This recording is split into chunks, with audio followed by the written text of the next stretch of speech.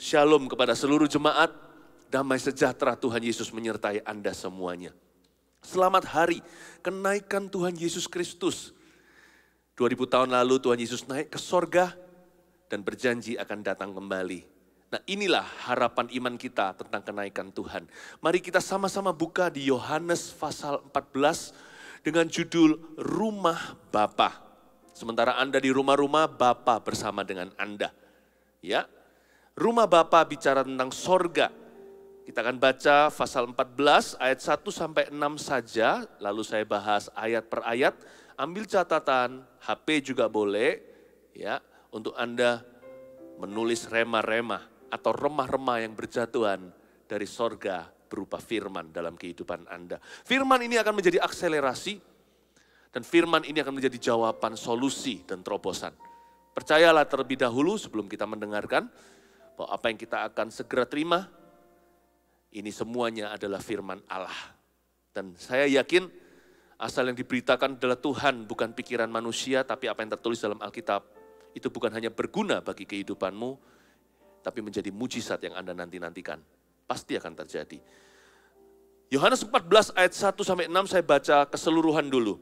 Janganlah gelisah hatimu, percayalah kepada Allah, percayalah juga kepadaku. Di rumah Bapakku banyak tempat tinggal. Jika tidak demikian, tentu aku mengatakannya kepadamu.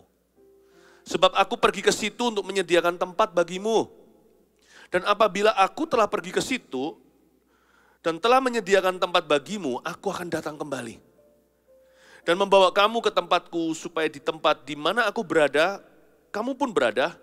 Dan kemana aku pergi, kamu tahu jalan ke situ.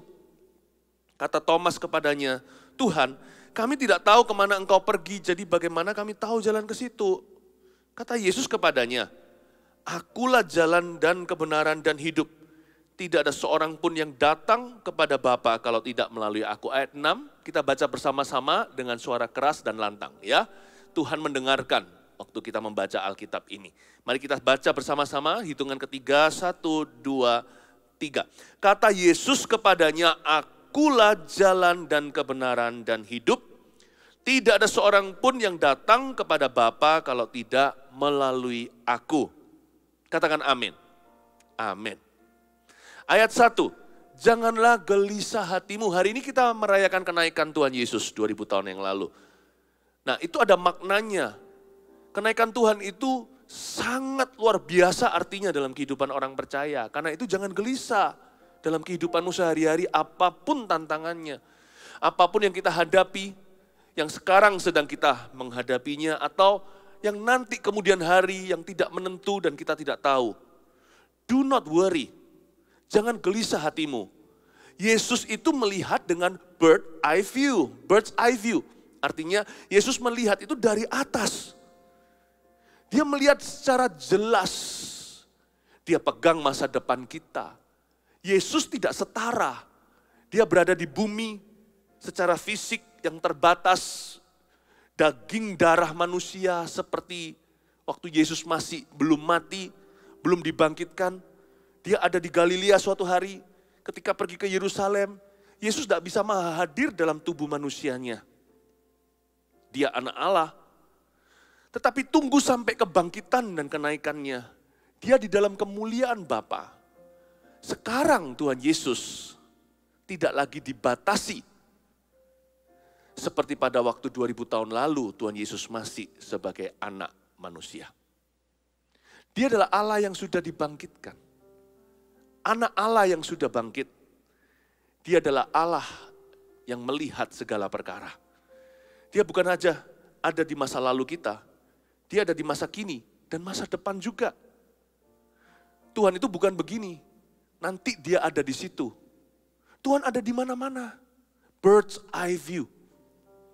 Mata elang dari ketinggian melihat seluruh bulatan bumi. Setiap kejadian.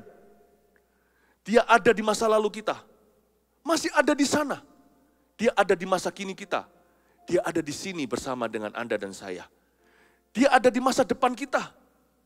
Dia bukan nanti akan ada di situ. Dia sekarang sudah ada di masa depan. He is already in your future. God sees everything. Itu makna kenaikan. Karena itu jangan gelisah hatimu. Kata gelisah itu artinya apa? Kata gelisah itu artinya hatinya gundah gulana. Bukan cuma worry atau rasa khawatir, tapi juga takut sesuatu yang tidak menentu. Gelisah itu akarnya adalah roh ketakutan. Waktu saya masih kecil, ketika saya masih di bangku sekolah, waktu SD secara khususnya, teman-teman saya suka bilang begini loh, aduh amsyong aku. Itu bahasa sehari-hari, bahasa anak-anak, bahasa jalanan. Sambil mengelus-ngelus dada, amsyong saya. Artinya berdarah di dalam sini. Luarnya kelihatan baik-baik, tapi dalamnya hancur lebur. Itu amsyong kata anak-anak kecil. Entah dari bahasa apa itu saya nggak tahu. Tapi hari ini gelisah juga itu maksudnya. Gelisah itu berarti kita hancur-hancuran di dalam sini. Kita itu berdarah-darah di hati. Kita terusik, terganggu. Kita terburu-buru, panik, ketakutan, tidak menentu. Kita bimbang dan ragu. Dan bukan cuma begitu saja, di dalam hati kita ini tidak ada pegangan yang pasti. Dan Tuhan berkata, janganlah hatimu dalam kondisi seperti itu. Seolah-olah Tuhanmu mati.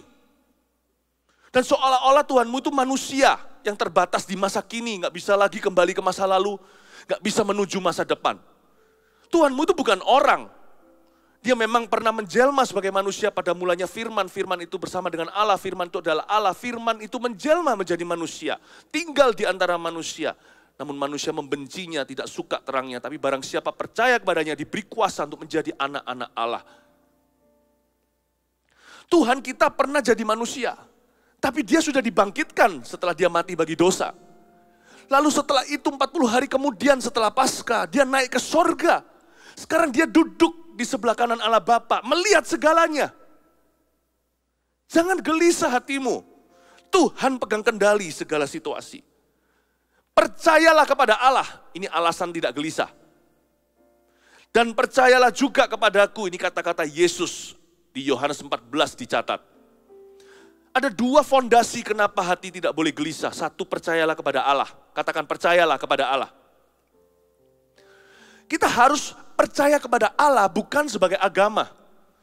Tetapi kita harus mengenal pribadinya. Hati gak akan gelisah kalau kita merenungkan yang satu ini. We have a God who is holy and wise. He is powerful, good, and faithful too. Kita punya seorang Allah yang baik dan bijaksana. Dia itu penuh dengan kuasa, maha tahu, maha bisa. Namun dia itu setia kepada umatnya. Jangan hanya percaya kepada Allah. Percayalah kepada Allah. Beda cuman hanya percaya saja secara agama atau teori belaka. Percayalah itu sangat personal, pribadi. Jangan cuman percaya. Percayalah, berilah dirimu. Dan really believe Him. Trust Him with your everything. Percayakan segala sesuatu kepadanya. You have a God that cares for you. He did not even spare His own begotten Son to beget you. Anda punya seorang Allah yang sangat peduli kepada Anda. Dia tidak sayangkan bahkan putra, mahkota, anak tunggalnya. Dikorbankan untuk mendapatkan Anda. Masa sekarang dia pelit dengan segala perkara? Masa dia sekarang menahan jawaban doa? Percayalah kepada Allah. Sungguh-sungguh. Yesus berkata, kita jangan gelisah. Karena kita harus naruh percaya kepada sang sumbernya. Dialah sumber segala sesuatu. Janganlah sesat hatimu, kata firman Tuhan di kitab Yakobus. Jangan katakan Tuhan mencobaimu, sebab Tuhan tidak dicobai oleh apapun, siapapun, dan Tuhan tidak mencobai siapa-siapa. Karena tidak ada pertukaran bayangan di dalam Dia, tidak ada kegelapan, tidak ada kejahatan. Tapi segala sesuatu yang baik dan sempurna datangnya dari atas, dari Bapamu di sorga. Kita punya seorang Allah yang baik. Dialah sumber segala yang kita butuhkan. Sumber segala sesuatu yang kita perlukan. baik hari ini maupun masa depan. Percayalah kepada sumbernya. Celaka kalau kita nggak percaya sama sumbernya. Kita minum air, kita bertanya-tanya, ini air diambil dari apa? Apa isinya karbohidrat? Karena kita nggak punya keyakinan dengan perusahaan yang memproduksinya. When you want to believe God, atau kita mau mempercayai Tuhan, percayalah sampai kepada dasarnya. Percayalah kepada pribadinya. Percayalah kepada sumbernya. Di sumber kehidupan, yaitu Bapa sorga. Itu baik adanya. Mungkin kita cukup melihat banyak kejahatan dan kemalangan di kiri kanan kita. Fix your eyes upon the source. Fokuskan, pusatkan mata kita tertuju kepada sang sumbernya. Dan sumber itu baik dan sempurna. Percayalah kepada Allah. Lalu Yesus berkata, percayalah juga kepadaku. Kenapa di sini kesannya bertele-tele ya? Bilang aja believe in God, kan sama saja. Tapi Tuhan berkata begini loh, untuk bisa merajut iman di hati manusia yang biasa ragu-ragu dan bimbang, Tuhan berkata, percayalah kepada sumbernya, percayalah juga kepada perantaranya. Yesus menaruh diri sebagai mediasi. Dia mediator, perantara antara manusia dengan Allah. It's the cross. Salib itulah jembatan. Yesus ngomong begini, kamu jangan ragu sama sumbernya. Kamu juga jangan bimbang dengan perantaranya. Aku ini perantaranya. Makna kenaikan itu luar biasa loh. Di sorga sekarang ada seorang anak manusia yang berdiri untuk kita. Saya jadi ingat kata-kata Ayub ketika dia menderita sekali dan dia didera berbagai macam pencobaan. Teman-temannya enggak membantu, malah kawan-kawannya mendakwah, menuduh dia yang enggak lagi. Atas dosa yang dia tidak lakukan. Lalu Ayub dalam curhatnya berkata begini, biarlah ada seorang di sorga sana yang berdiri untuk aku, membela saya di sisi saya. Itulah Yesus. Itulah Yesus bagi kita. Berkali-kali Yesus menyebut dirinya sendiri sebagai anak manusia. Dia mengambil sisinya kita. Dia tidak mengatakan dirinya adalah anak Allah. Dia selalu berkata, anak manusia, jikalau anak manusia memerdekakanmu, kamu sungguh-sungguh merdeka. Jikalau anak manusia datang, adakah ia menemukan iman? Why did he address himself as son of man, not son of God, even though he was and he is the son of God? Kenapa dia menyebut dirinya sebagai anak manusia? Bukan anak Allah, padahal dia adalah anak Allah yang tunggal. Dia ingin menunjukkan kepada kita bahwa dialah di sorga yang berdiri di sisi kita, membela kita senantiasa. Bukan membela kepada Bapa. Bapa mengasihi kita, dia menyerahkan anaknya yang tunggal supaya jangan kita binasa. Tidak ada kasih lebih besar daripada ini, kasih seseorang yang memberikan nyawa bagi saudara, bagi sahabatnya. Dia yang membela kita. Apa yang menjadi rancangan Allah tidak akan gagal karena ada Yesus dalam doa kita. Karena ada Yesus dalam iman kita. Karena perantaranya tidak cacat celah. Sekalipun Musa di hadirat Allah sekarang berbicara untuk kita, tidak terlalu berguna sebab Musa adalah manusia. Tapi Yesus tidak pernah berdosa. Doanya tidak akan pernah terhalang. Kata-kata yang keluar dari mulutnya pasti terjadi karena firman Allah. Dan Yesus sangat mengerti apa yang Anda gumuli. Karena dia pernah lapar. Dia pernah haus. Dia pernah tertolak. Dia pernah disiksa. Dia pernah dibunuh. He walked where we are walking. He stood where we are standing. He felt what we are feeling. Dia berjalan di mana kita sekarang sedang berjalan. Dia pernah berdiri di tempat di mana kita sedang berdiri dalam hidup di dunia ini. Dia merasakan apa yang sekarang kita rasakan. Sekalipun Yesus tidak pernah kena kanker, tapi Yesus mengerti orang-orang yang harus di kemoterapi. Jarum kemo yang menusuk tubuhmu itu tidak lebih tebal, tidak lebih karatan daripada jarum paku yang menembus tubuhnya. Yesus tahu apa itu rasa sakit. Yesus tahu apa itu ditolak. Percayalah bahwa perantaramu itu sangat peduli. Dan bukan cuma dia peduli, dia sangat mampu. Saya bersyukur di sorga ada yang maha kuasa. dalam wujud manusia. Ketika dia bangkit, bahkan Thomas bisa mencucukkan tangan yang berlubang paku. Kita yang cacat kalau kita mati, lalu kita dibawa Tuhan ke sorga, kita akan dapat tubuh mulia. Yesus yang mulia jadi hina untuk kita, ketika bangkit masih tetap memakai tubuh penyalipannya. Bayangin, dia cacat, ada lubang paku demi kita. Supaya lubang kita dia isi dengan kasih karunia. I'm glad ada perantara, someone in heaven, seseorang di sorga. Seseorang yang bukan orang, tapi dia adalah anak manusia yang mengerti apa yang saya alami dan lalui. Tapi dia juga 100% Allah. Dan dia maha bisa, maha mampu. Tidak terhalang semua kata-katanya. Dan dia membela saya di sorga. Percayalah kepada Allah, kata Yesus. Percayalah juga kepadaku. Itu makna kenaikan. Kita bukanlah tanpa pembelaan di alam sorga. Ada seseorang di atas sana, pengacara kita yang tidak pernah mati dan tidak pernah salah. Yesus namanya. Ayat 2. Di rumah Bapakku banyak tempat tinggal. Jika tidak demikian tentu aku mengatakannya kepadamu.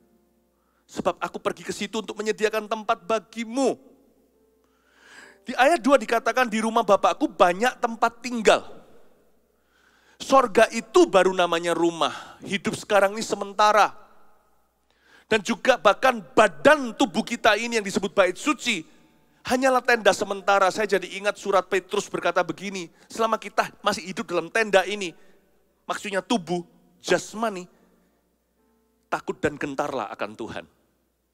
Karena kita ini hanya menumpang sementara di bumi atau di dunia ini. Bapak, Ibu, Saudara, semua yang di dunia ini semuanya sementara, kemuliaan maupun kesengsaraan. Di rumah Bapakku ada banyak tempat tinggal. Di sorga baru namanya rumah. Di bumi ini segala sesuatu hanyalah tenda. Berarti hidup kita, kalau diizinkan Tuhan hidup lama, 7, 80, 90 tahun bahkan, tidak ada bandingannya dengan hidup kekal selama-lamanya. Hidup di bumi ini sebentar saja. Pastikan maksimalkan. Pastikan kita kelola seolah-olah satu hidup itu sebuah talenta. Jangan disembunyikan di bawah tanah. Setiap hari hiduplah seolah-olah hari terakhir. Tapi setiap hari kelolalah setiap talenta seolah-olah selama-lamanya Anda hidup di bumi ini. Kita harus memaksimalkan kehidupan setiap hari. Ya. Tapi ingatlah bahwa hidup kita di bumi sementara ini, nothing compares to eternity. Di sana ada rumah, kata Alkitab. Di sorga itu ada rumah beneran, dalam bahasa Inggrisnya, in my father's house are many mansions. Di rumah Bapakku, kalau di bahasa Indonesianya banyak tempat tinggal. Bahasa Inggrisnya di rumah Bapakku ada banyak istana. Many mansions atau rumah megah. Jadi ternyata di sorga itu memang ada rumah-rumah. Saya percaya masing-masing tempat atau rumah tempat tinggal yang Tuhan sediakan buat umatnya, itu pasti distinct. Tidak mungkin pukul rata. Masing-masing didekorasi dengan indah, ciptaan baru. Kalau di dunia ini semua ada arsitek, atau ada insinyurnya, dibangun oleh tangan orang. Sorga disebut sebagai bumi yang baru, langit yang baru, yang dibangun oleh tangan Tuhan. Kalau manusia aja bisa begitu kreatif membangun tempat tinggalnya, tempat yang dihuni sementara, 10 tahun lagi akan mulai kelihatan sipnya atau mulai harus dicat ulang. Mulai kelihatan retak sana sini, perabotnya mulai usang. Itu aja didekor setengah mati. Didekorasi dengan sungguh-sungguh, bayar mahal lagi. Untuk jadi mewah kreatif, semampu keluarga itu. Kalau dibangun dengan tangan orang aja, demikian rinci, apalagi dengan tangan Allah. Jadi di sorga itu ada dunia fisik, namun tidak sama dengan jasmani manusia. Rumah di sana bukan dari batu bata. Apakah benar tanahnya itu lantainya dari emas? Saya nggak tahu.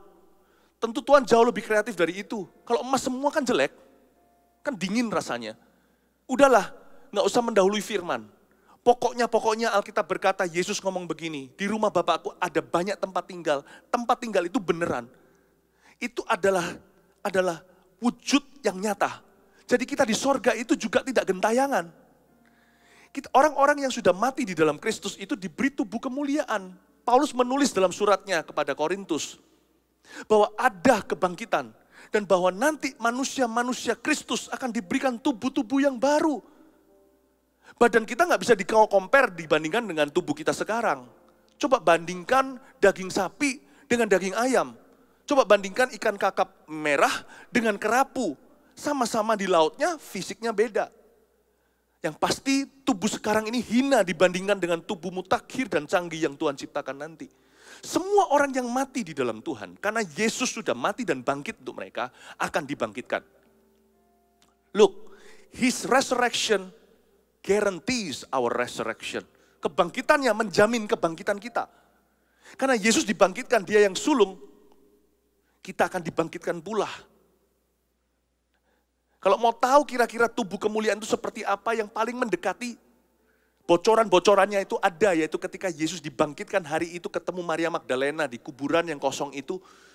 Waktu Maria Magdalena enggak ngerti ini dia bicara dengan siapa, dikiranya tukang kebon mau dijamah, Yesus berkata, jangan pegang aku belum pergi kepada Bapakku. Itu tubuh kemuliaan. Murid-murid lagi kumpul di satu ruangan, tiba-tiba dia bisa muncul di sana. Kaget semua, 40 hari penampakan kan. Jadi antara Paskah, kebangkitan, sampai Yesus naik ke surga itu 40 hari Yesus di bumi dalam tubuh kemuliaan. Yesus muncul di sana untuk bertemu dengan Thomas yang ragu-ragu. Thomas disuruh mencucukkan tangannya ke lubang paku. Lalu Yesus makan untuk menunjukkan bahwa dia bukanlah roh halus. Dia makan di depan mereka, makan ikan dan sebagainya. Mereka terkejut dan terkagum-kagum, lalu dia lenyap. Seolah-olah bisa tembus tembok, bisa maha hadir begitu. Lalu Yesus di tepi pantai, kita semua tahu cerita itu sangat klasik, terkenal sekali. 3 kali Yesus berkata, apakah kamu mengasihi aku, kepada Petrus? Dia menangis terseduh-seduh. Yesus ada di situ. Lalu waktu dalam perjalanan ke Emmaus, ada 2 murid Yesus, tiba-tiba dia muncul di tengah-tengah. Lalu memecah-mecahkan roti. Mereka nggak sadar itu sang juru selamat. Mungkin rupa Yesus berubah. Tapi mereka merasa, ini juru selamatnya, ini Tuhan Yesus yang sama. Lalu setelah mereka menyadari bahwa itu adalah Tuhan, mereka sadar seperti dicelikkan mata rohani, tiba-tiba Yesus lenyap dari antara mereka. Tubuh yang sama itu, ketika disaksikan beratus-ratus pasang mata ke daerah dekat Bukit Zaitun sana, Yesus diangkat di awan-awan. Seolah-olah tubuh itu gak kena gravitasi. Dia naik kepada Bapaknya. Lalu ada janji dia akan datang kembali. Murid-murid itu terkagum, tercengang melihat ke atas, ada malaikat yang menepuk pundak seseorang di antara mereka dan berkata, hai orang Galilea, kenapa kamu melihat ke atas? Dengan cara yang sama dia akan kembali. Masuklah ke Yerusalem, nantikan janji Bapa. Dia sudah menunggumu di sana. Tubuh kemuliaan bisa makan, bisa dipegang, tapi bukan tubuh yang sama. Beda kakap merah, beda kerapu. Beda daging manusia. Manusia ras berbeda aja, beda jenis fleshnya. Nanti itu ada yang namanya tubuh kemuliaan. Kalau tidak ada tubuh kemuliaan, kita gentayangan. Ngapain ada tempat tinggal? So heaven is real. Bukan karena kita pernah melihatnya atau pengalaman saja. Yang penting apa yang ditulis di dalam Alkitab. Di rumah Bapakku, in my father's house, there are many mansions. Ada banyak rumah megah, tempat-tempat tinggal. Dan nanti di sana itu durasinya selama-lamanya. Rumah di sini hanya cor-coran. Rumah di situ tuh kekal, di sini hanya sementara. Karena itu Bapak Ibu Saudara, janganlah cari harta di bumi. Kelola. Kelola untuk turun-temurun, untuk orang yang di samping kiri kanan dan sekeliling kita, supaya dimanapun ada marga Anda, di situ ada 5.000 orang makan. Gitulah istilahnya. Jangan sampai kalau Anda tidak kelola, nanti anak cucumu yang minta-minta roti. Kelola setiap hari. Jangan menunggu di sotoh, menunggu Tuhan datang hari ini. Talenta jangan disembunyikan di bawah tanah. Bekerja, studi, sekolah, wisuda, S1, S2. Seolah-olah hidup selamanya di dunia. Tapi hatimu jangan melekat kepadanya. Lakukan perkara-perkara yang mendatangkan nilai kekal di dalam diri orang lain maupun dalam diri keluargamu, dalam diri Anda sendiri. Karena kita tahu hidup di bumi ini sementara. Tubuh kemuliaan menanti. Dan juga tempat tinggal.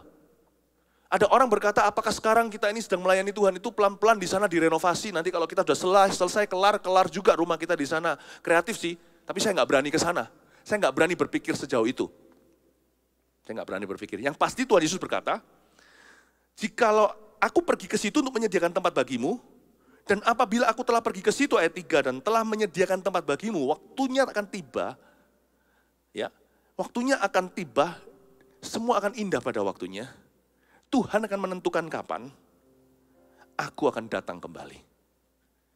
Yang pasti penggenapan kitab suci akan mulai satu-satu digenapi. Bukan hanya penggenapan firman Tuhan atas hidup kita secara pribadi, tapi atas dunia ini.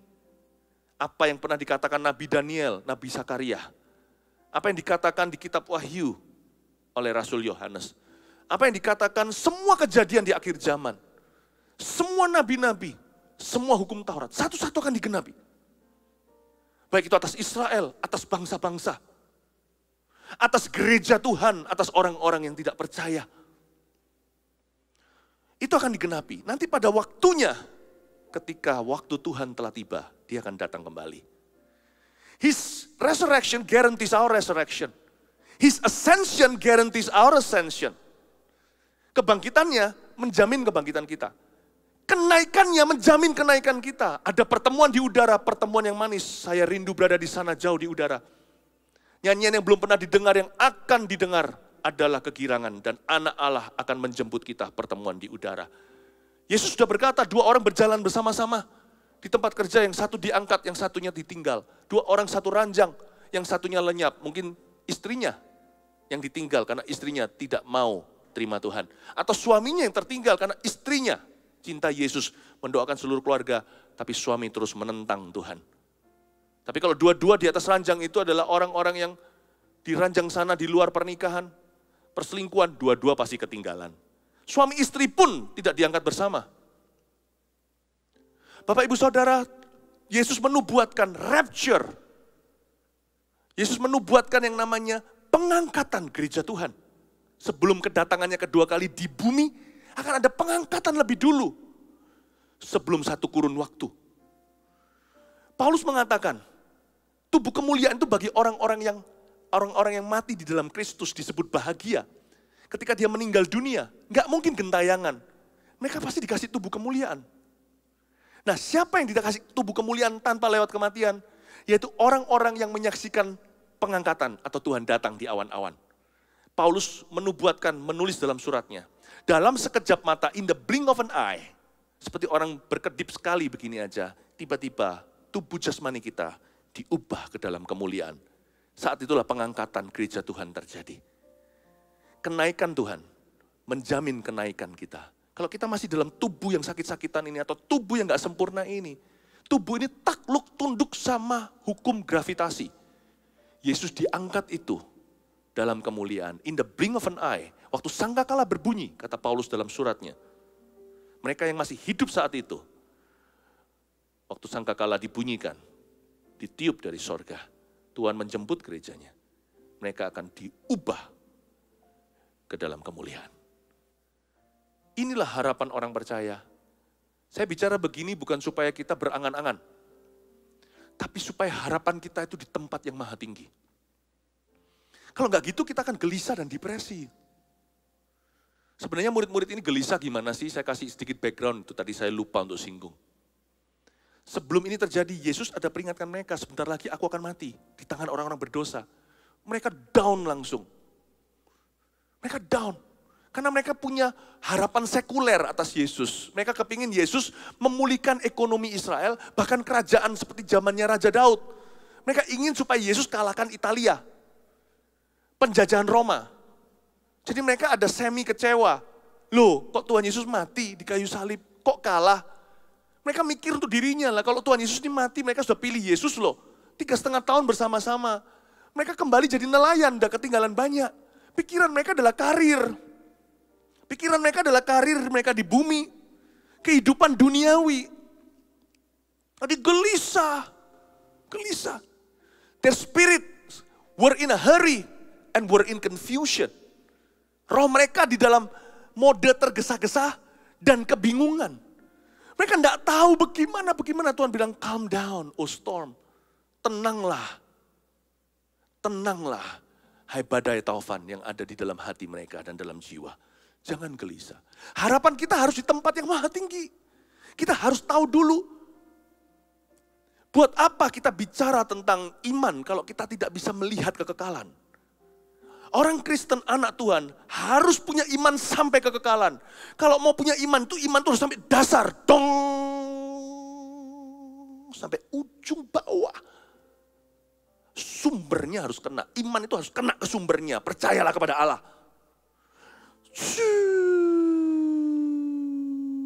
Dong.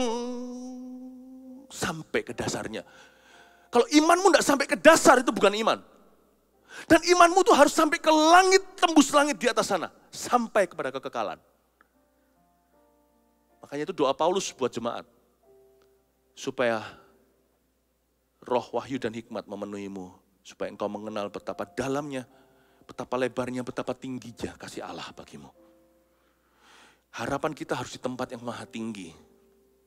Kalau tidak gitu kita tidak akan kuat melawan badai di hati. Dan badai kehidupan ini. Ya, di rumah Bapakku ada banyak tempat tinggal. Sebab aku pergi ke situ ayat 2 untuk menyediakan tempat bagimu. Yesus loh pergi itu bukan jalan-jalan. Yesus pergi itu bukan meninggalkan kita sebagai yatim piatu. Banyak orang itu merasa kok nggak mau ya Yesus itu. Murid-muridnya waktu itu merasa kenapa Tuhan Yesus meninggalkan kita. Yesus pergi itu untuk memulai His heavenly mission. His heavenly ministry. Adalah lebih baik untuk aku pergi. Kalau aku nggak pergi Roh Kudus, penghibur itu nggak akan datang kepadamu. Kalau aku nggak pergi dengan kata lain, bahasa sehari-hari. Kalau Yesus ngomong sama Petrus dan kawan-kawannya. Kalau aku nggak pergi meninggalkanmu. Kalau aku nggak naik ke sorga setelah mati dan bangkit pada hari ketiga. Maka Yesus secara fisik hanya sampai ke Timur Tengah. Hanya di situ pelayanannya. Kira-kira di sana, nggak mungkin sampai ke Asia, kemana. Karena sekalipun dia berjalan di atas air, sekalipun dia memecah-mecah 5 roti dan 2 ikan menjadi makanan ribuan orang. Tapi Yesus secara jasmani tetap harus ikut dengan hukum jasmani. Yesus berkata, lebih baik aku pergi. Lebih baik aku pergi. Aku pergi ke sana untuk memulai pelayanan sorgawi. 3,5 tahun the public ministry atau pelayanan Yesus di mata publik. Hanya 3,5 tahun saja dia merombak dunia. Tapi dia meluangkan lebih banyak waktu di alam sorgawi untuk kita. Ibrani berkata, dia bersyafaat untuk kita. Imam besar kita yang gak pernah mati. Pendeta bisa meninggal dunia. Gembala bisa silih berganti. Ada satu pendoamu ada satu pembelamu, ada satu pengacaramu dan pengacaraku yang sekarang senantiasa hidup selamanya, imam besar kita di sorga. Dia selalu mengerti kebutuhan kita. Dia tahu pergumulan kita. Dia berkata, aku pergi ke situ aku pergi bukan meninggalkanmu. Sementara dia pergi meninggalkan murid-muridnya, dia meninggalkan 10 hari kemudian pencurahan. Dia meninggalkan kemahatauannya, kemahakuasaannya, dan bukan cuma dibatasi fisik di daerah Timur Tengah, dan kemahahadirannya. Saya ulang, dia meninggalkan kemahahadirannya, kemahatauannya, dan kemahakuasaannya di dalam Roh Kudus. Dia pergi ke sorga untuk membela kita, dan dia meninggalkan kemahabahaannya tadi di dalam Roh Kudus bersama dengan gerejanya. Dia berkata, aku pergi ke situ untuk menyediakan tempat bagimu. Dan 10 hari kemudian Pentakosta, Tuhan curahkan rohnya. Dan Roh Kudus adalah Allah. Dia maha tahu. Lihat Anania Safira, Petrus nggak tahu. Sembunyi-sembunyi itu suami istri ternyata ada konspirasi. Mereka berdua langsung dapat hukuman di tempat. Itu Roh Kudus, dia tahu segalanya. Kemahadirannya, lihat Filipus. Filipus disuruh langsung pergi untuk bertemu dengan Sida-Sida di Ethiopia. Padahal dia di Samaria, di utara, di atas sana, tengah-tengah. Disuruh pergi ke Gaza, di jalan lurus itu di daerah selatan. Kok bisa tahu di situ ada Sida-Sida lagi baca Yesaya? Setelah membaptisnya, tiba-tiba Roh Kudus bawa dia, langsung dia lenyap, hilang. Dibawa ke sebuah tempat yang lain untuk menginjili. Roh Kudus itu maha hadir. Dan dia maha kuasa. Lihat orang dibangkitkan. Dorcas dibangkitkan ketika Roh Kudus datang.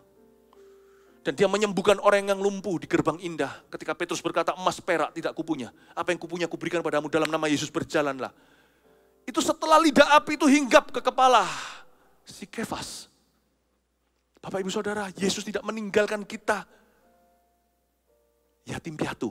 Dia meninggalkan kita dengan kemahatauan, dengan kemahadiran, kemahakuasaan di dalam pribadi Roh Kudus yang dicurahkan. Roh Kudus itu yang membantu kita, menolong kita, menuntun kita ke dalam segala kebenaran, menginsafkan dunia akan dosa, kebenaran, dan penghakiman. Roh Kudus itu yang akan memuliakan aku, kata Yesus. Dia akan bicara tentang dirinya. Dia akan menyampaikan kepadamu apa yang dia terima dari aku. Sebagaimana aku menerima dari Bapa. Roh Kudus akan mengingatkanmu segala sesuatu yang pernah aku ajarkan kepadamu. Dia akan menuntunmu dalam segala kebenaran. Ada buah-buah roh, ada karunia-karunia. Kita nggak maha tahu, Roh Kudus yang maha tahu. Dialah Roh Allah, dialah Allah. Kita nggak maha kuasa, dia yang berkuasa, dia yang maha kuasa. Kita nggak maha hadir, dia maha hadir. Dan dia hidup di dalam diri kita untuk mengajari kita hidup bagi Yesus setiap hari. Dan hidup dalam kemenangan. Dan Roh Kudus yang sama sekarang melalui khotbah saya mengingatkan Anda. Bahwa harapan orang percaya harus di tempat yang maha tinggi. Di bawah ini hanya mengelola. Tapi hati jangan melekat kepada dunia. Amin Bapak Ibu Saudara. Lalu dikatakan di ayat 3. Saya baca kembali. Dan apabila aku telah pergi ke situ dan telah menyediakan tempat bagimu. Aku akan datang kembali. Dan membawa kamu ke tempatku. Supaya di tempat di mana aku berada, kamu pun berada. Dan kemana aku pergi, kamu tahu jalan ke situ. Saya ulang ayat 3b sampai 4a, sampai 4. Supaya di tempat di mana aku berada, kata Yesus, kamu berada. Dan kemana aku pergi, kamu tahu jalan ke situ. Kadang-kadang kita bingung antara Firdaus atau sorga. Orang kalau mati sebelum Tuhan datang kembali, itu langsung masuk sorga atau ke Firdaus dulu. Karena kita terngiang-ngiang dengan perkataan Yesus kepada sang penyamun yang ada di sisi atau di sampingnya. Yesus mati kan pukul 3, gelap gulita, gempa bumi. Sehingga perwira Itali berkata, sungguh dia ini anak Allah.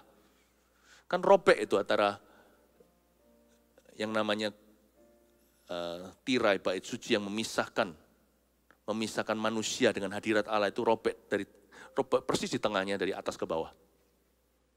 Tapi sang penyamun itu kuat fisiknya. Ini semua adalah orang-orang korak-korak. Ini adalah preman-preman.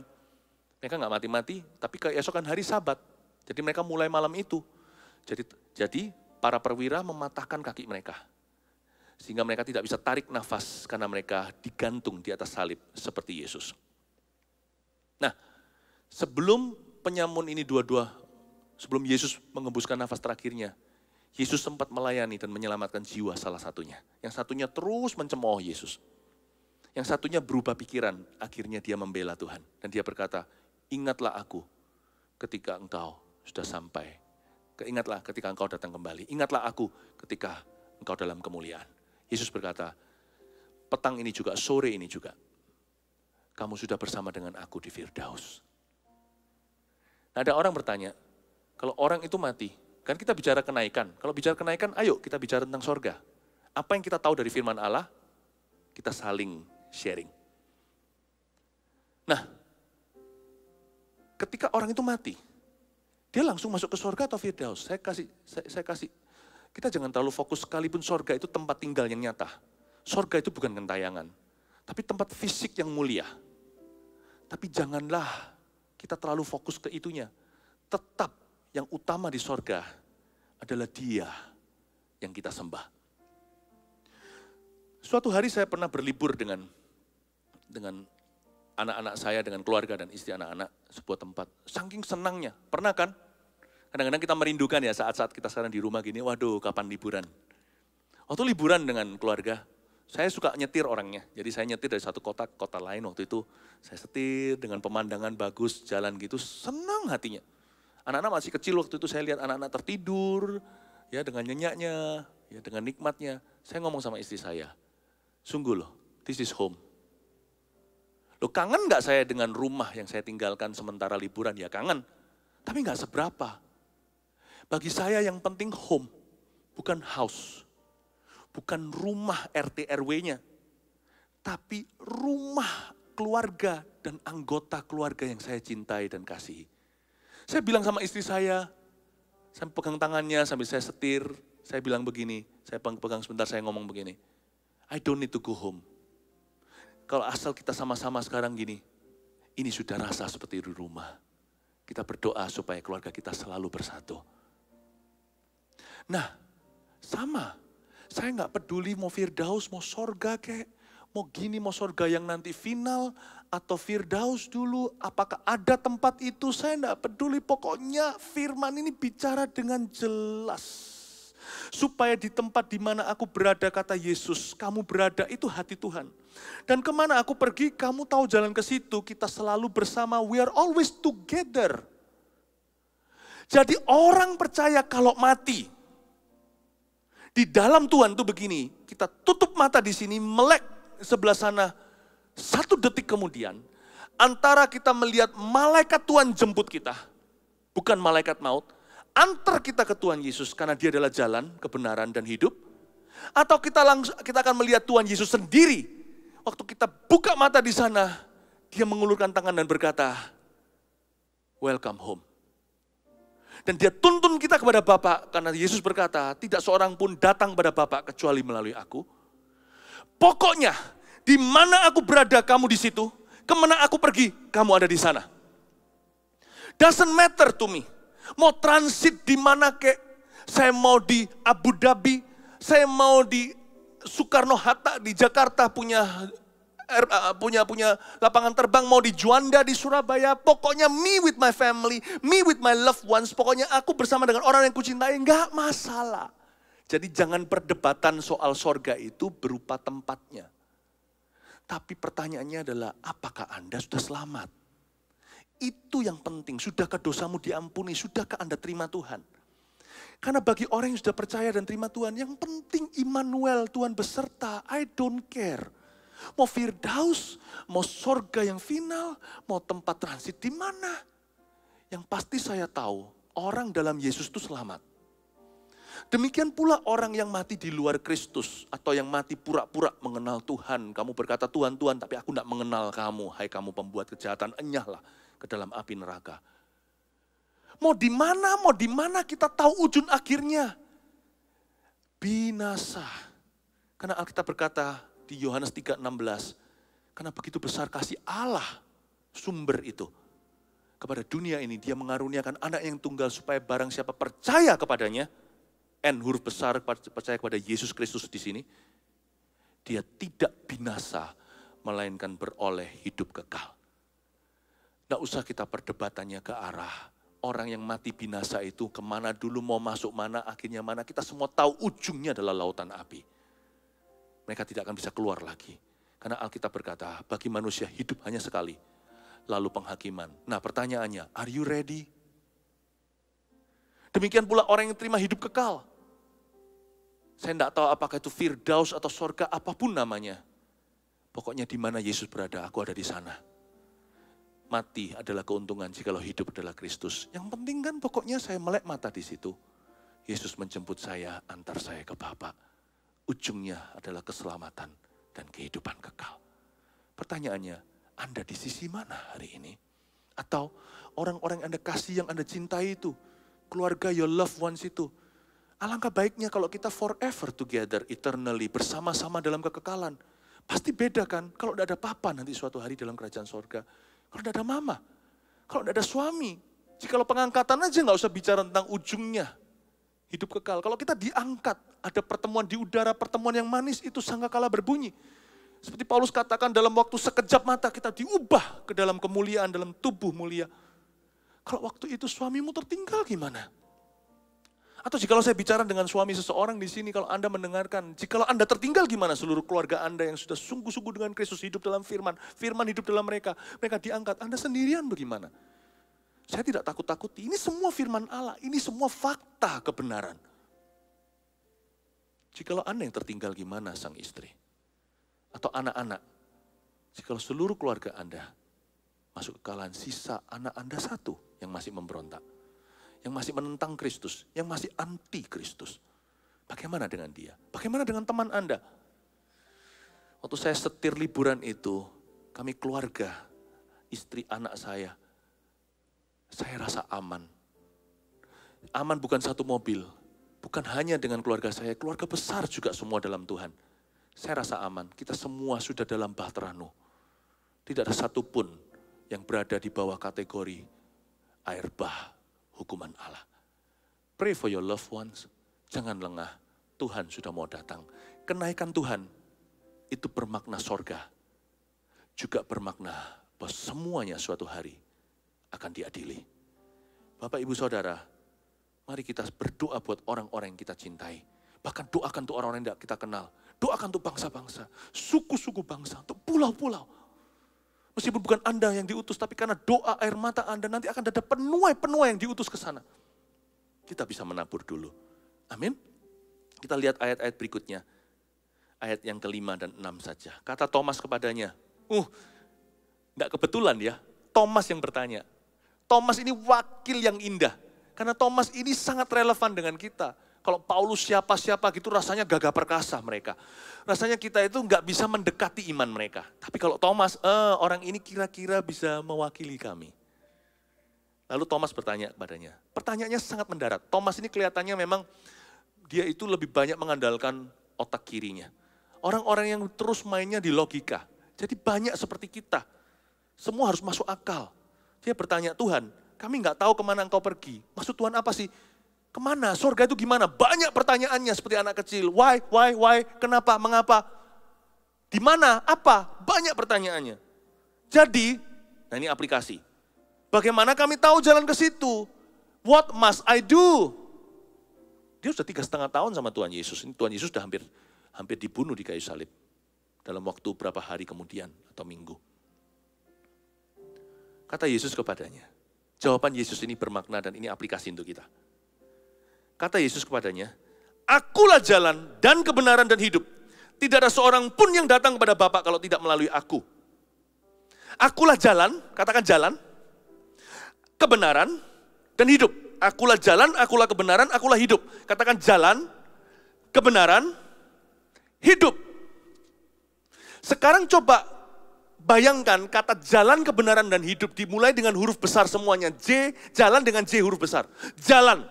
Kebenaran dan K huruf besar, kebenaran. Dan hidup, hanya huruf besar untuk kata hidup. Kita ngomong dulu yang garis besarnya, garis besar haluan sorga. Oke, sudahkah Yesus menjadi jalan keselamatanmu dengan J huruf besar itu? Sudahkah kita terima Tuhan? Termasuk mereka yang Kristen-Kristenan loh ya. Hanya karena Anda taruh sesuatu di garasi bukan berarti barang itu tiba-tiba jadi kendaraan atau mobil. Hanya karena Anda pernah ke gereja bukan berarti Anda anak Tuhan. Sekalipun Anda dari kecil udah ke gereja bukan berarti tiba-tiba Anda jadi kendaraan. Apakah Yesus adalah jalan keselamatan? Kalau kita cari agama apapun mengajarkan kebaikan. Tapi kalau kita cari keselamatan dalam hidup yang sementara ini sebelum kekekalan, kalau kita mau tahu atas atau bawah, bukan sekedar amal sosial dan semoga diterima. Mau enggak mau, Anda harus mempertimbangkan Yesus Kristus. Mau enggak mau, Anda akan berjumpa dengan Tuhan Yesus. Kebenaran, K huruf besar. Sudahkah Anda jadikan firman ini kebenaran, pedoman? Jangan berkata, Alkitab si Alkitab, itu udah kuno. Alkitab bolehlah dibaca sebagai salah satu buku. Kalau gitu kamu huruf kecil dong, K-nya kita. Kebenaran itu K huruf besar. Sudahkah kita menerima bahwa seluruh isi Alkitab dari Kejadian sampai Wahyu ini adalah kebenaran untuk kita? Jadikan Alkitab buku pribadimu. Dan buku satu-satunya, buku yang lain itu hanya vitamin tambahannya. Ya kalau sekolah ada textbook, kita harus pelajari sungguh-sungguh kalau mau wisuda. Tapi hidup dan hati itu Alkitab saja. Sudahkah? Atau Anda anggap Alkitab, ya ini asal-asalan. Miliki suatu tekad untuk menyelesaikan firman. Kejadian Wahyu. Saya sudah 28 tahun hari ini saya berkhotbah. Ini tahun 2020. Saya mengenal Tuhan tahun 1992. Saya ditanya sama anak-anak saya, berapa kali Daddy, Papa menyelesaikan Alkitab. Saya roundkan ke bawah, orang itu kan suka bulatkan ke atas, saya bulatkan ke bawah. Saya nggak ngomong ini sok-sokan. Tapi saya ngomong ini sharing hati ke hati.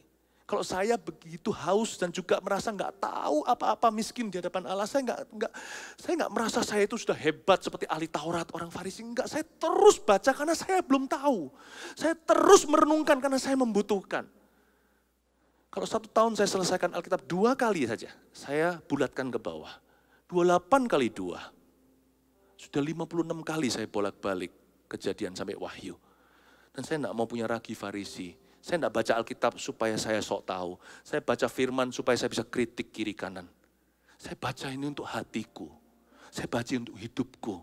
Baru saya sharingkan ke orang lain terang yang saya terima ketika membacanya dan mengalaminya. Sudahkah the Bible is the word of God in your life? Hidup. Ya, jalan keselamatan hidup. Nah, sekarang perhatikan hidup Anda. Apakah hidupmu adalah Kristus? Kecuali hidupmu adalah Kristus, mati bukan keuntungan tapi kengerian. Mati itu hanyalah keuntungan jikalau hidup adalah Kristus. To live is Christ, to die is gain. Death is only gain to those who lives for Christ. Those who live for Him. Kematian itu bukan keuntungan kalau kehidupan itu bukan Kristus. Alkitab mengatakan hidup adalah Kristus, baru mati adalah keuntungan. Oke, sekarang pengertian kedua. Jalan kebenaran dan hidup, tapi dengan J, K, dan H huruf kecil. Thomas kan tanya, bagaimana jalan ke sana? Pertanyaannya mendarat sekali, Tuhan, aku tahu garis besarnya, Engkaulah Mesias, tapi what must I do? Me, aku. Bagaimana, apa yang harus kulakukan setiap hari, setiap saat untuk menuju ke sana? Antara aku dengan sorga ini, aku nggak tahu jalan ke sana. Ini kan lagi dialog sama Yesus, Thomas. Aku nggak tahu jalan ke situ. Untuk aku, ya aku tahu teorinya begitu, tapi untuk saya ini, dari saya sampai ke sana itu, gimana jalannya? Dan Tuhan menunjukkan kepada dia step by step, heart to heart. Langkah demi langkah, hati demi hati. Pertama adalah jalan. Perhatikan jalan hidupmu dengan J huruf kecil. Apakah jalan hidupmu itu benar? Banyak jalan disangka orang lurus, tapi ujungnya menuju maut. Akuilah Tuhan dalam segala jalan, maka akan terlaksanakanlah rencanamu. Jangan sembarangan jalan. Perhatikan jalan hidup kita. Saya suka kata hati-hati dalam bahasa Indonesia. Untuk kita being careful untuk hati-hati, kita perlu double heart. Kita perlu menimbang-nimbang jalan kita. Jangan menyimpang ke kiri dan ke kanan. Perhatikan jalan hidupmu. Apakah jalan hidupmu berkenan? Introspeksi. Evaluasi. Am I pleasing God? Apa yang aku katakan? Apakah ini berkenan pada Allah? Adakah orang yang kucurangi? Hai Sakius di sini. Jalan hidupku itu seperti apa?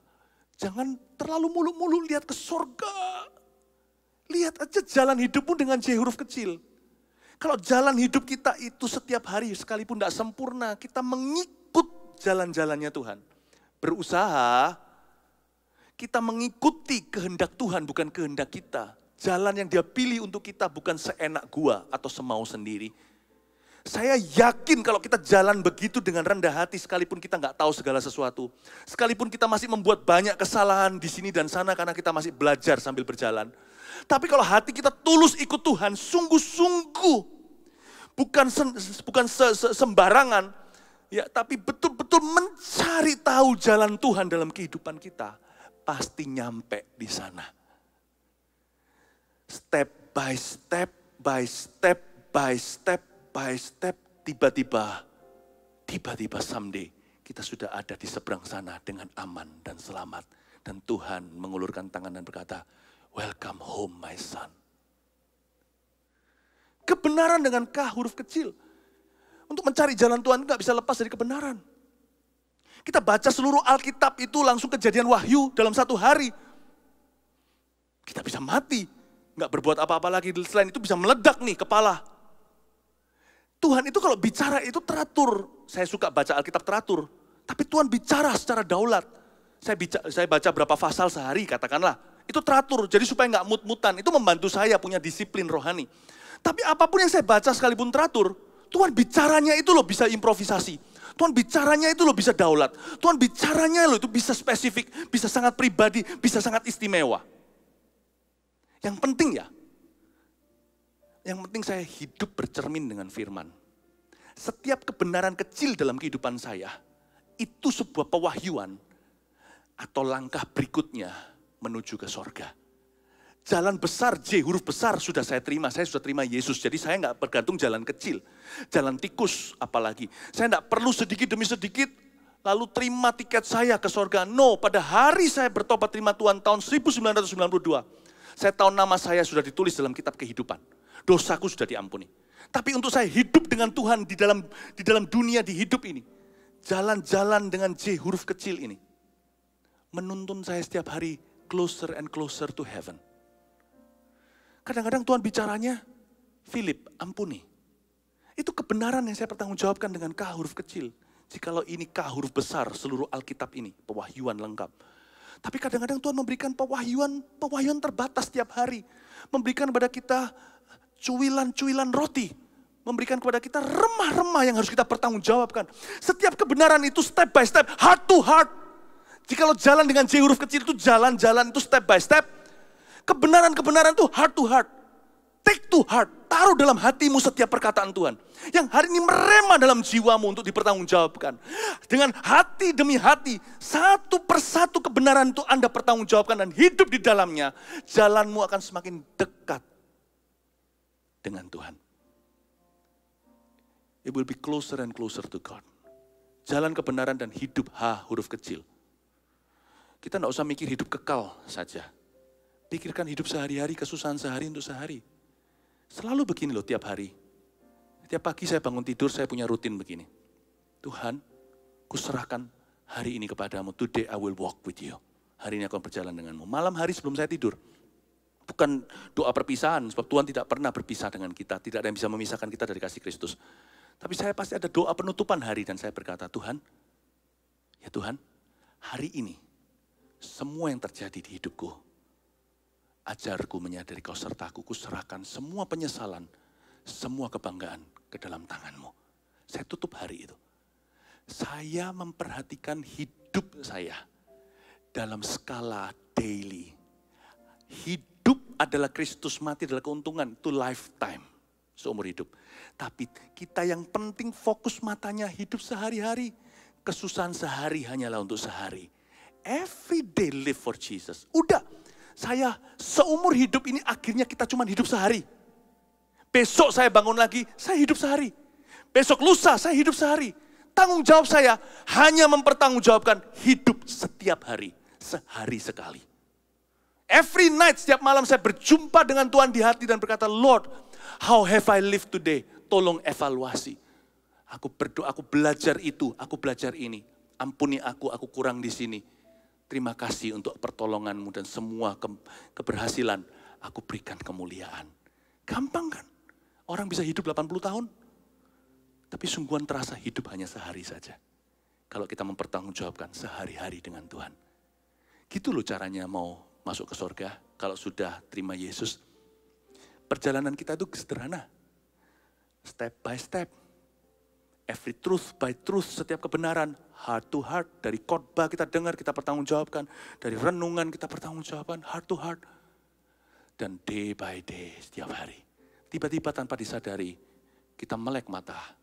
Suatu hari kelak, kita sudah berada di rumah Bapa selama-lamanya. Surga tidak jauh, dan surga tidak ada di bawah kaki ibu. Surga itu sebuah perjalanan ke sana. Hidup setiap hari dalam Kristus. Kita semua niscaya oleh kasih karunia Allah akan sampai ke sana. Praise the Lord. Berikan tepuk tangan untuk Tuhan. Mari kita semua sama-sama menghadap Tuhan sekali lagi. Terima kasih Bapa. Yesus Tuhan ditinggikan, dimuliakan dan naik ke surga. Dia berikan Roh Kudus-Nya, menguatkan dan menolong selalu. Sungguh ku rindu bersekutu denganmu selamanya. Yesus Tuhan, mari kita rayakan kenaikan Tuhan. Yesus Tuhan ditinggikan, dimuliakan dan naik ke surga. Dia berikan Roh Kudus-Nya, menguatkan dan menolong selalu. Sungguh ku rindu bersekutu denganmu selamanya. Mari kita angkat tangan kita undang Roh Allah bekerja.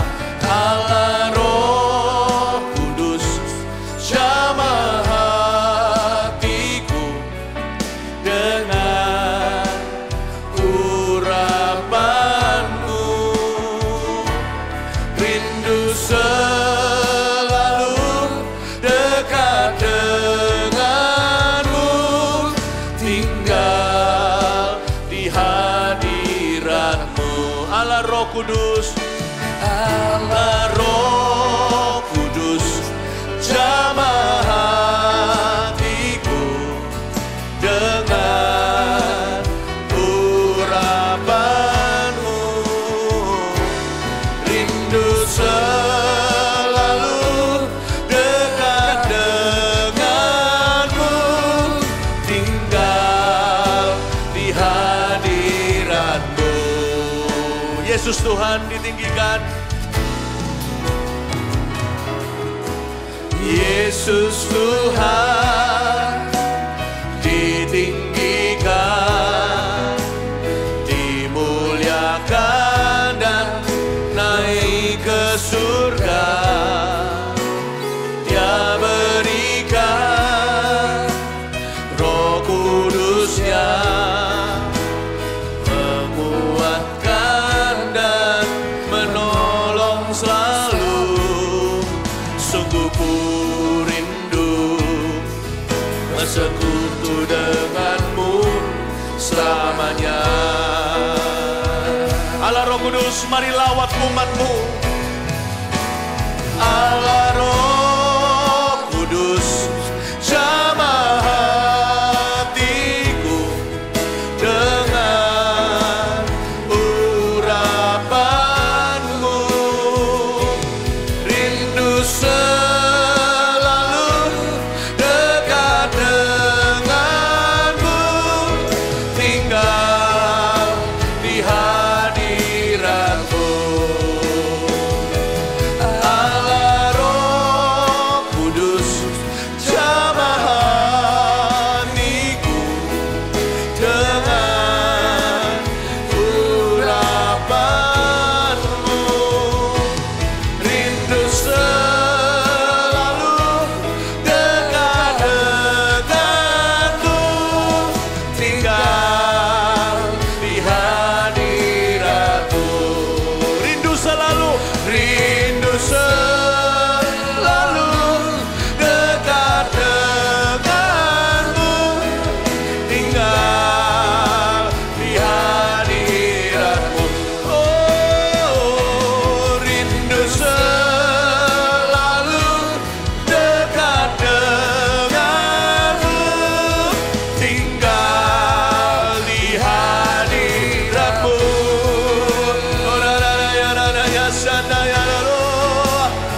Surahkan Roh Kudus-Mu Tuhan, sebab gereja-Mu pun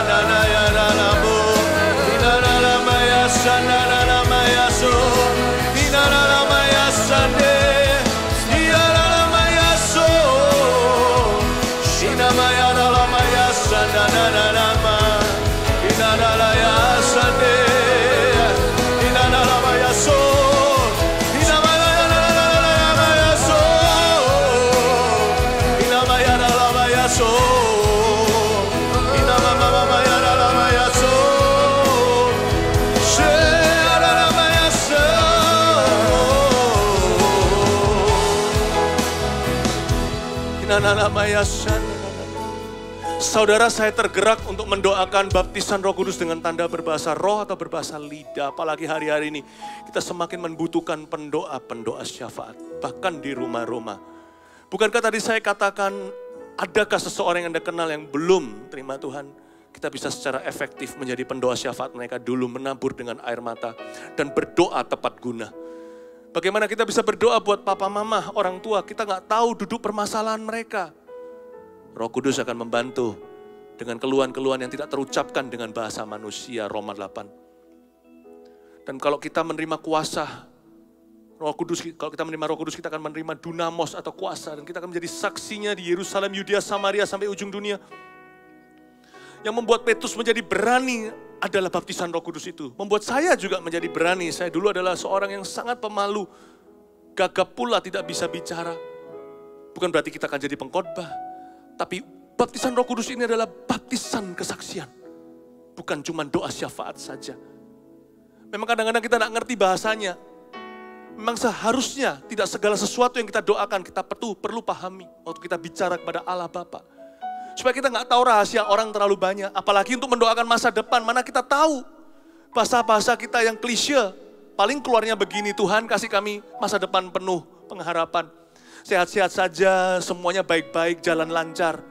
Doa gitu semua orang juga bisa. Tapi kalau doa spesifik sebelum sesuatu terjadi, otak kita nggak bisa terima. Tapi roh kita menangkap sinyalnya. Itulah sebabnya bahasa roh. Ketika kita dengungkan dalam doa untuk berdoa syafaat dan untuk menyembah, kita tidak perlu tahu artinya. Itu kode rahasia. Kuncinya gampang. Minta. Yesus berkata, barang siapa percaya bahwa yang dikatakan kitab suci adalah untuk dirinya. Dan barang siapa haus, dia bisa minum dari aku, dari dalam dirinya, dari batinnya akan keluar aliran-aliran sungai kehidupan yang memancar sampai kekekalan. Saya butuh karunia berbahasa roh adalah satu karunia, bukan untuk diperdebatkan antara denominasi gereja. Tapi ini adalah tool dari Tuhan. Tool dalam hidup yang gak sempurna ini, sebuah tool supranatural atau sebuah alat untuk kita bisa gunakan. Bukan hanya bersaksi, tapi juga untuk berdoa. Kuncinya hanya minta. Maka engkau akan menerima. Cari, engkau akan mendapat. Ketok, maka pintu akan dibukakan. Saya tidak bisa ajarkan bahasa lidah. Karena itu karunia. Dan ini tanda orang percaya, mereka akan bicara dalam bahasa baru bagi mereka. Dan ketika Pentakosta terjadi, maka murid-muridnya berbahasa lidah. Sekalipun bisa diartikan karena itu berujung khotbah. Tetapi sekalipun yang kita tidak mengerti bahasanya, kalau itu adalah doa syafaat, kita butuh karunia glosolalia. Karunia berbahasa roh ini. Untuk kita berdoa. Saya kok yakin ada banyak orang yang belum menerima karunia ini. Bukan berarti Anda tidak punya Roh Kudus. Bukan berarti begitu. Tapi ini ada sebuah karunia, a gift. For the church, for the New Testament church. Untuk gereja perjanjian baru sebelum diangkat di awan-awan. Untuk bisa efektif dalam penginjilan. Untuk bisa efektif dalam doa syafaat. Siapa yang mau, kita bisa meminta pada Tuhan. Tuhan tidak memberikan ular atau kalajengking. Ketika kita minta Roh Kudus, dia nggak kasih kita batu. Bapa memberi roh Allah. Roh Kudus kepada barang siapa meminta kepadanya. Saya tidak bisa ajari Anda berbahasa roh. Tapi saya bisa ajari Anda untuk beriman menerimanya. Saya bisa tuntun Anda berdoa. Begini caranya. Saya tuntun Anda selangkah, sekalimat demi sekalimat. Anda ikuti dengan keras. Tidak usah peduli, jangan takut orang di kiri kanan. Nanti Anda ikuti ketika saya berkata amin dalam nama Yesus, amin. Kita semua akan berbahasa roh dan menyembah dalam Roh Kudus bersama-sama. Waktu itu Anda akan ketularan. Waktu itu akan tercurahkan lidah-lidah api yang tidak kelihatan di atas setiap kepala yang meminta. Anda akan berbicara dalam bahasa baru seperti Markus 16 nubuatkan. Mereka akan bicara dalam bahasa-bahasa baru bagi mereka. Tanda orang percaya. Ulurkan tanganmu ke depan sini. Ikuti saya berdoa. Katakan, Tuhan Yesus saya haus. Tuhan Yesus saya haus. Tuhan Yesus saya lapar. Tuhan Yesus saya lapar. Penuhi aku dengan Roh Kudus. Penuhi aku dengan Roh Kudus. Baptiskan saya dengan Roh Kudus. Dengan tanda berbahasa roh atau berbahasa lidah. Saya ingin berdoa secara supranatural. Saya ingin menjadi saksimu sampai kemana-mana. Saya ingin terima keberanian yang ilahi dari Tuhan. Tuhan, saya meminta, saya beriman menerima di dalam nama Yesus. Baptiskan aku dengan Roh Kudus sekarang. Dalam nama Yesus. Are you ready? Dalam nama Yesus. Anda siap? Dalam nama Yesus. Amin.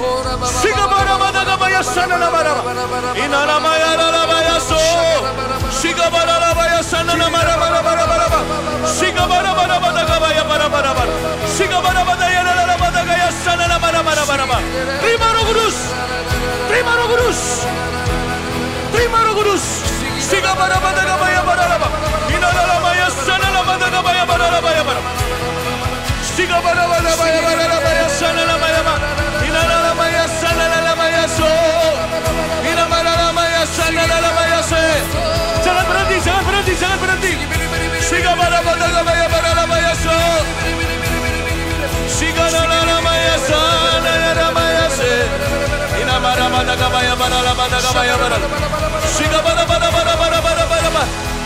Roh Allah yang hidup, Roh Kudus, kami memerlukan-Mu. Roh yang Maha Tahu, Roh yang Maha Kuasa, Roh yang Maha Hadir, dicurahkan atas gerejanya. Orang magamaya sana nana magamaya se, ila magamaya sana nana magamaya. Siga magamaya bara. Terima Roh Kudus, terima dalam nama Yesus, terima dalam nama Yesus. Siga bara. Siga bara.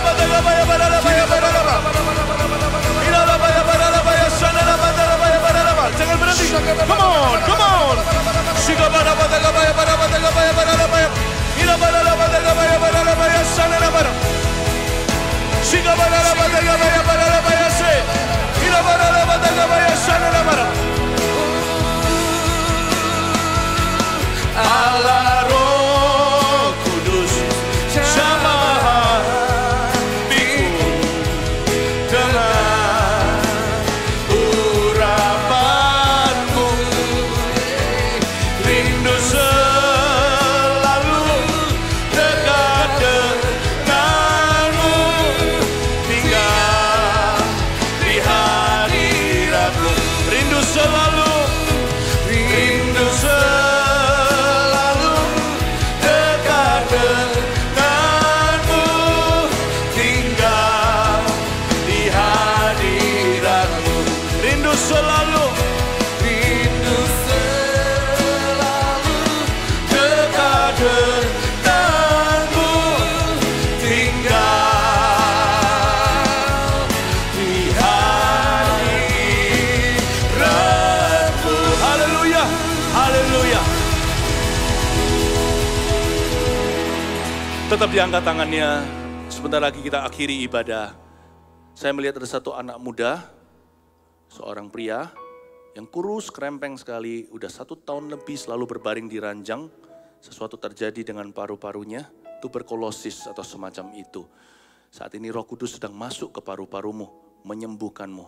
Engkau akan segar dalam waktu sekejap ini, mulai berdiri di dalam nama Yesus Kristus dan mulai berjalan. Tapi berapa hari lagi, 3 hari lagi, pencobaan akan tetap datang, Anda akan lemas lagi, karena sudah lama berbaring di ranjang. Anda perlu exercise your body, perlu untuk bisa mengolah ragamu supaya kembali kuat.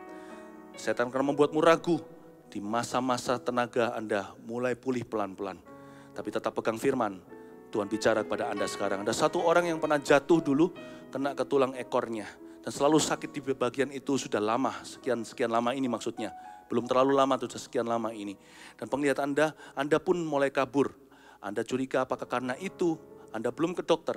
Tapi Tuhan menyembuhkanmu sekarang, penglihatanmu mulai hari ini kembali di dalam nama Yesus Kristus. Dan area tempat sakit itu Tuhan angkat rasa sakitnya. Dan banyak orang-orang yang belum mengenal Tuhan saat ini, Tuhan bukakan hati seperti Lydia, diam-diam menerima Yesus. Namun saya mau ucapkan doa, tolong dilanjutkan nanti dengan keluarga-keluarga. Kalau ada anggota keluarga Anda di rumah-rumah yang belum terima Tuhan, segera tuntun mereka, beri mereka Alkitab atau pinjamkan Alkitab Anda. Kalau Anda punya lebih, kasih mereka yang satunya. Dan nanti kalau segera gereja sudah mulai ibadah normal kembali, cepat datang untuk dibaptis di sini. Mari kita semua angkat tangan kita. Tuhan Yesus, selamatkan Lydia itu Tuhan. Seperti Paulus ketika bicara, tiba-tiba ada iman di hatinya. Aku tahu saat ini sekalipun tidak perlu kutuntun dalam doa untuk menerima Tuhan, hati mereka sudah percaya. Tuhan selamatkan setiap orang. Yang penting itu Tuhan, satu persatu ya Tuhan Yesus, mengalami jalan kebenaran dan hidup dari Engkau. Terima kasih Bapa Sorgawi, terpujilah namamu untuk hari kenaikan ini. Kami bersyukur kami bisa ibadah lewat online, tidak ada jarak dalam hadirat Allah. Sekarang semua jemaat, mari kita angkat tangan. Terimalah berkat dari Allah Bapamu di sorga, Yesus yang duduk di sebelah kanan Allah Bapa, yang siang malam bersyafaat bagi orang-orang percaya. Dan terimalah urapan kuasa dari Allah Tritunggal pribadi ketiga, Allah Roh Kudus sahabat kita sejati, menyertaimu dari sekarang hingga suatu hari kita diterima di alam sorgawi. Tuhan menuntunmu tiap hari dalam jalan-jalannya. Pergilah, pulanglah, beraktivitaslah di rumah, jadilah berkat bersama dengan Tuhan. Dalam nama Yesus, haleluya, amin. God bless you.